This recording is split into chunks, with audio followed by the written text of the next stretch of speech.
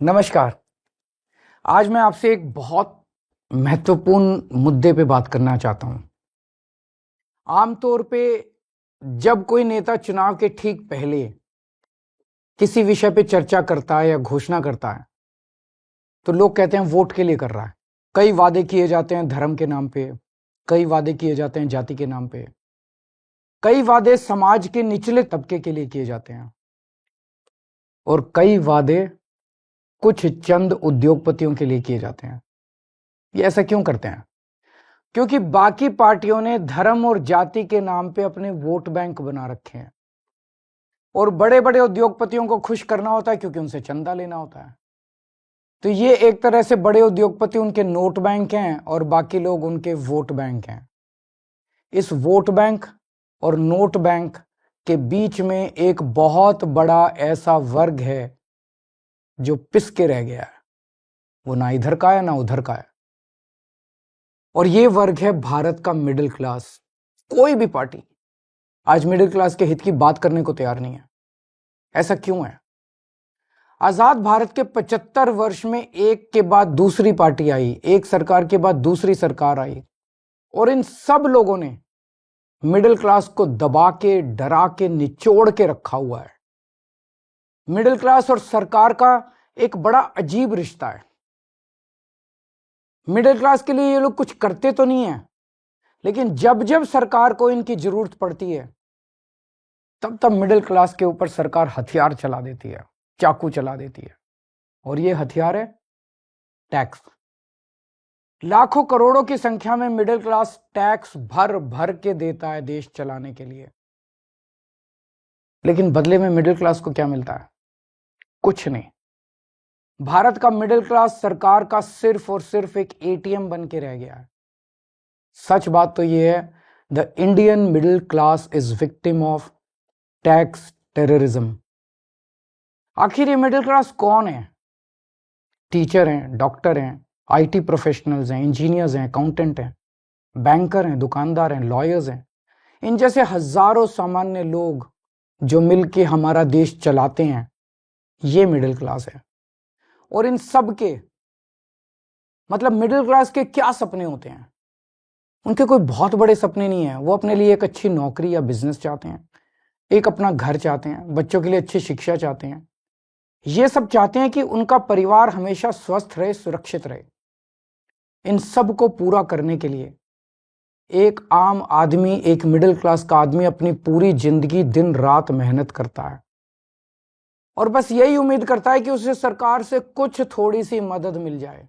लेकिन सच क्या है? आज अधिकतर सरकारें ना उनके लिए अच्छे स्कूल बना रही हैं, ना उनके लिए अच्छे अस्पताल बना रही है, ना उनको रोजगार दे पा रही है और ना उन्हें सुरक्षा दे पा रही है, ना क्राइम को कंट्रोल कर पा रही है। सच्चाई है कि इस वर्ग को सबसे ज्यादा हमारे देश में परेशान किया जाता है और कोई देश नहीं है जहां मिडिल क्लास को इतना परेशान किया जाता हो।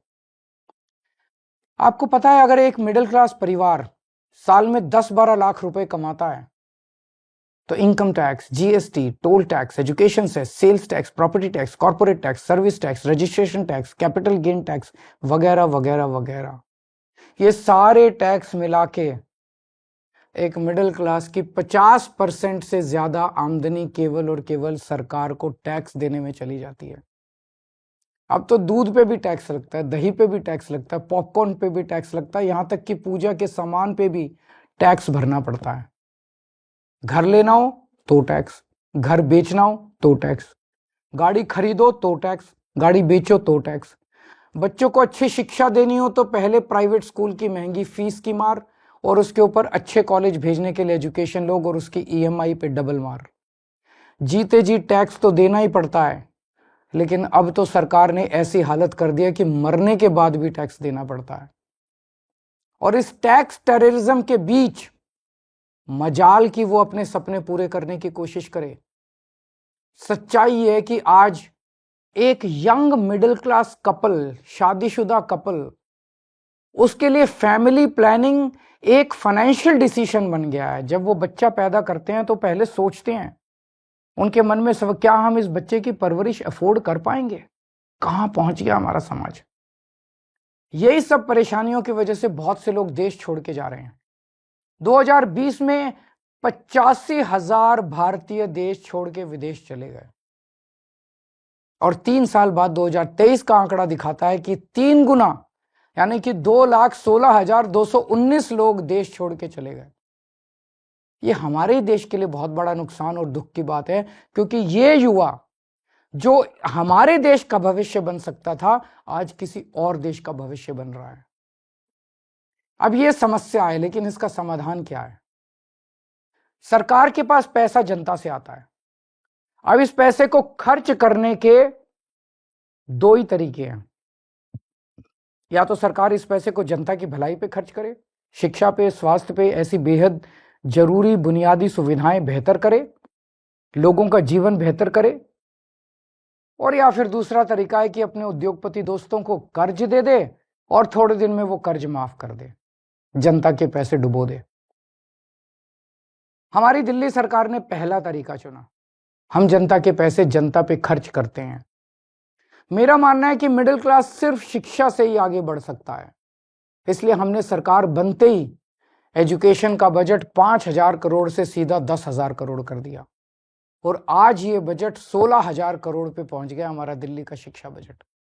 हमने सरकारी स्कूलों को इतना बेहतर बना दिया, इतना बेहतर बना दिया, ये स्कूल आज इतने अच्छे हो गए कि 4 लाख बच्चे प्राइवेट स्कूल छोड़ के सरकारी स्कूल में आ गए। अब बहुत बड़े स्तर पे मिडिल क्लास लोग अपने बच्चों को यहाँ सरकारी स्कूल में भर्ती करा रहे हैं।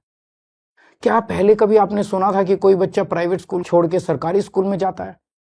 और इतना ही नहीं, हमने प्राइवेट स्कूलों को फीस बढ़ाने पे कैप लगा दी और हजारों बच्चों को उनकी सालों पुरानी फीस रिफंड करवाई है दिल्ली के अंदर। जो पिछले सालों में उन्होंने गलत फीस ले ली थी, कई स्कूलों से हमने फीस रिफंड कराई है।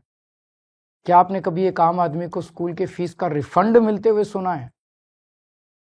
तो आप ही बताइए, क्या हमने आप ही के टैक्स के पैसे शिक्षा में इन्वेस्ट करके, शिक्षा का बजट बढ़ा के, स्कूल बेहतर करके, प्राइवेट स्कूलों की फीस पे कैप लगा के, क्या हमने कोई गुनाह किया है? हमने मिडिल क्लास को महंगाई की मार से बचाने के लिए बिजली और पानी के बिल कम कर दिए। आज देश के सभी बड़े शहरों में सबसे सस्ती बिजली दिल्ली वालों को मिलती है। और इतना ही नहीं, हमने आपके टैक्स का पैसा इंफ्रास्ट्रक्चर में इन्वेस्ट करके पूरी दिल्ली में बिजली की सप्लाई 24 घंटे कर दी, जबकि 10 साल पहले दिल्ली में 8 से 10-10 घंटे के पावर कट लगते थे। ये करके मिडिल क्लास को अगर हमने थोड़ी सी राहत पहुंचाई है, तो क्या हमने कोई गुनाह किया है? हमने सरकारी अस्पताल बेहतर बनाए, सरकारी अस्पताल से रेफर होकर प्राइवेट अस्पताल जाने वालों की सारी सर्जरी फ्री कर दी। आपको जान के ताज्जुब होगा कि हमारे मोहल्ला क्लिनिक की सबसे ज्यादा डिमांड दिल्ली के मिडिल क्लास इलाकों से आती है। तो क्या आपके टैक्स के पैसों से अच्छे अस्पताल और अच्छे मोहल्ला क्लिनिक बना के एक आम आदमी को अच्छा इलाज करके हमने कोई गुनाह किया है क्या? अब इस मिडिल क्लास के अंदर भी एक वर्ग है जिनके बारे में सरकार ने कभी नहीं सोचा, वो है हमारे सीनियर सिटीजन। सीनियर सिटीजन्स ने, हमारे बुजुर्गों ने पूरी जिंदगी ईमानदारी से टैक्स भरा। मोटे मोटे तौर पे देखें तो एक एवरेज मिडिल क्लास का आदमी रिटायर होते होते कम से कम अपनी पूरी जिंदगी में 1 से 1.5 करोड़ रुपए का टैक्स तो दे ही देता है। इसके बदले में उसको क्या मिलता है? भगवान ना करे उसको कोई बड़ी बीमारी हो जाए, ना उसको इंश्योरेंस कंपनी कुछ देती, ना सरकार उसका हाथ पकड़ती। इसलिए आने वाले चुनाव के बाद हम दिल्ली में संजीवनी योजना लागू कर रहे हैं। इस योजना के तहत 60 साल से ऊपर के सभी सीनियर सिटीजन्स को सरकारी और प्राइवेट अस्पताल में बिल्कुल फ्री इलाज मिलेगा। तो आप बताइए, अगर आपके टैक्स के पैसे से आपके घर के बुजुर्गों को ही नहीं, पूरी दिल्ली के हर बुजुर्ग को अच्छा इलाज मिल जाए, तो क्या हमने कोई गुनाह किया है क्या? कभी सोचा आपने? जब यही चीज दूसरे देशों की सरकारें करती है तो हम वाह वाह करते हैं, यूरोप, लंदन, पेरिस, वो लोग करते हैं तो हम वाह वाह करते हैं, लेकिन हमारे देश में हम सब इसके खिलाफ बोलते हैं। ऐसा क्यों होता है? इसका कारण है कि सरकार ने मिडिल क्लास को एक तरह से मानसिक गुलाम बना दिया है। जब आपका ही टैक्स में दिया हुआ पैसा आपके ऊपर खर्च होता है या समाज पे खर्च होता है तो उसको फ्री की रेवड़ी कह के आपका अपमान किया जाता है। हाँ, ये बात तो सच है कि आपके पैसों से बहुत सारे गरीबों को भी बिजली पानी मुफ्त मिलती है, बस ट्रैवल मुफ्त मिलता है। आप सोचते होंगे मेरे पैसे से किसी और पे ये क्यों लगाया जा रहा है, लेकिन आज मैं आपसे कहना चाहता हूं इसका जवाब मुझसे बेहतर आपके माता पिता देंगे। आज हमारे जो छोटे छोटे शहरों में मिडिल क्लास है ना, इनमें से 99% के माता पिता गरीब थे। उन्होंने अपने खून पसीने की कमाई से गरीबी से मिडिल क्लास तक पहुंचने का सफर तय किया है। उनसे पूछ के देखना, उनको सरकार अगर थोड़ी सी मदद दे देती, उनको सरकार से थोड़ी मदद मिल जाती, थोड़ी सहूलियत मिल जाती, तो उन बचाए हुए पैसों को जोड़ के वो क्या क्या कर सकते थे। मुझे यकीन है कि उनका जवाब ये होता कि वो पैसा वो अपने बच्चों के भविष्य के लिए संवारते, यानी आपकी जिंदगी बेहतर करने में लगाते आपके माता पिता। इसी तरह जब जनता का पैसा जनता पे खर्च होता है तभी देश का निर्माण होता है। लेकिन ताज्जुब की बात यह है कि करोड़ों की तनख्वाह पाने वाले, लाखों की गाड़ियों में घूमने वाले, महंगे महंगे सूट पहनने वाले पत्रकार एयर कंडीशन स्टूडियो में बैठ के मिडिल क्लास को मिलने वाली छोटी छोटी राहतों पे सवाल उठाते हैं। बड़े बड़े सरकारी कोठियों में रहने वाले नेताओं को आप ही के पैसों से फ्री बिजली मिलती है, आप ही के पैसे से फ्री पानी मिलता है, आप ही के पैसे से ऐशो आराम की सारी सुविधाएं मिलती है, तब उसे फ्री की रेवड़ी नहीं कहते। हमने दिल्ली में मिडिल क्लास को राहत देने की पूरी कोशिश की और आगे भी हम करते रहेंगे। मिडिल क्लास को ऊपर पहुंचाने में कोई कसर नहीं छोड़ेंगे, उनको राहत देने में कोई कसर नहीं छोड़ेंगे। और आज हम केंद्र सरकार से भी ये अपील करते हैं कि हमारे देश के असली सुपर पावर भारत के मिडिल क्लास को पहचाने। आज मैं ये ऐलान करता हूं कि मैं और आम आदमी पार्टी सड़क से लेके संसद तक मिडिल क्लास की आवाज बनेंगे, उनकी आवाज उठाएंगे, उनके मुद्दों को उठाएंगे। आज से 2 हफ्ते के बाद देश का अगला बजट आने वाला है। इस लोकसभा के सत्र में आम आदमी पार्टी के सांसद मिडिल क्लास के मुद्दे संसद में उठाएंगे। मिडिल क्लास की आवाज की गूंज अब संसद में सुनी जाएगी। हम ये मांग करते हैं कि देश का अगला बजट मिडिल क्लास को समर्पित हो। आज मैं केंद्र सरकार से 7 डिमांड कर रहा हूं, 7 पॉइंट डिमांड्स मिडिल क्लास की तरफ से। पहला, शिक्षा का बजट 2% से बढ़ा के 10% किया जाए, प्राइवेट स्कूलों की फीस पे लगाम लगाई जाए पूरे देश में। दूसरा, उच्च शिक्षा के लिए, हायर एजुकेशन के लिए सब्सिडी और स्कॉलरशिप्स दी जाएं। तीसरा, हेल्थ का बजट भी बढ़ा के 10% किया जाए और हेल्थ इंश्योरेंस से टैक्स हटाया जाए।